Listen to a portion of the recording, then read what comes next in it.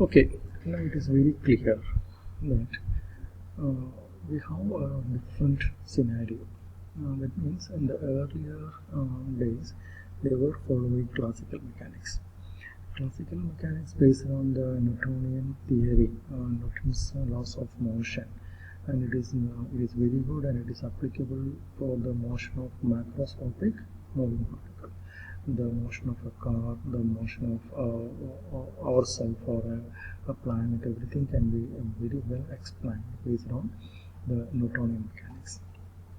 But we know the macroscopic particles do not possess wave nature. Of course, it possesses, but it is not feel. It is not observable. That much small the wave nature we saw from the de Broglie's equation. So for such a particle, macroscopic particle, which possesses only the particle nature, we can apply what is so called the classical mechanics, and it will obey very clearly. And what the scientists were trying to do is they are trying to explain the behavior of the microscopic particle based on the classical mechanics. And definitely there will be certain problem, isn't it? Because now we know the microscopic moving particle like electron possess dual nature. That means they possess both wave nature as well as particle nature.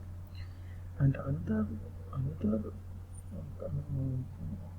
problem is for the microscopic moving particle, you can find the position and momentum in a simultaneous manner and in an accurate manner. See, suppose I'm saying a car is moving. In front of our institute at a speed of say 30 km per hour, like that. And what you could be able to do, you could able to locate its position. I said it is moving in front of our institute, so the position is very clear. And at the same time, you can say the momentum also, because you know the velocity of the car and multiplied with the mass, you can say the momentum also. So what happens? You can say the position as well as the momentum of a microscopic, not microscopic, a macroscopic moving particle like a car in an accurate manner and in a simultaneous manner, isn't it? And it is not the case of an electron. An electron possesses wave nature as well as particle nature, and moreover, its position and momentum cannot be determined in a simultaneous and an accurate manner. Clear? So it is very clear. Whatever we apply for a microscopic particle, that is classical mechanics, we cannot apply for a microscopic moving particle. Clear?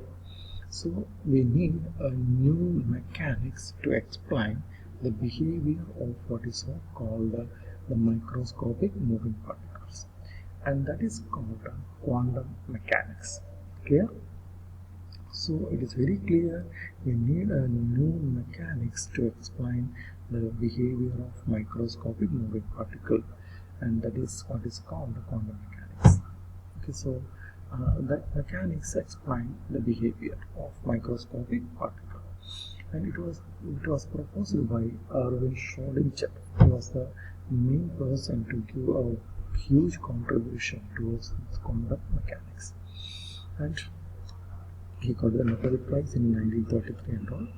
Okay, and he proposed certain equations, and it is known as Schrödinger wave equation, and the time-dependent wave equation as well as time-independent Schrödinger wave equation.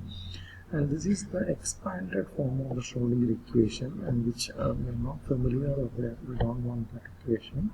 And this is the short form of Schrödinger time-independent wave equation, and it must be pronounced as H cap or hat, H cap into psi equal to E psi. And what are the terms? H hat or H cap is Hamiltonian operator. It's also called energy operator. E is the energy or energy eigenvalue, and this is known as psi. Psi is called the wave function. Clear? And this is called Schrödinger wave equation. And Actually, by solving the Schrodinger wave equation, you will get wave function for an electron, and the product of wave function will give you the probability to find the electron. That is psi square. That will give you the probability picture for finding the electron. So this is your Schrodinger wave equation. Anyhow, we'll continue with more discussion in the next sessions.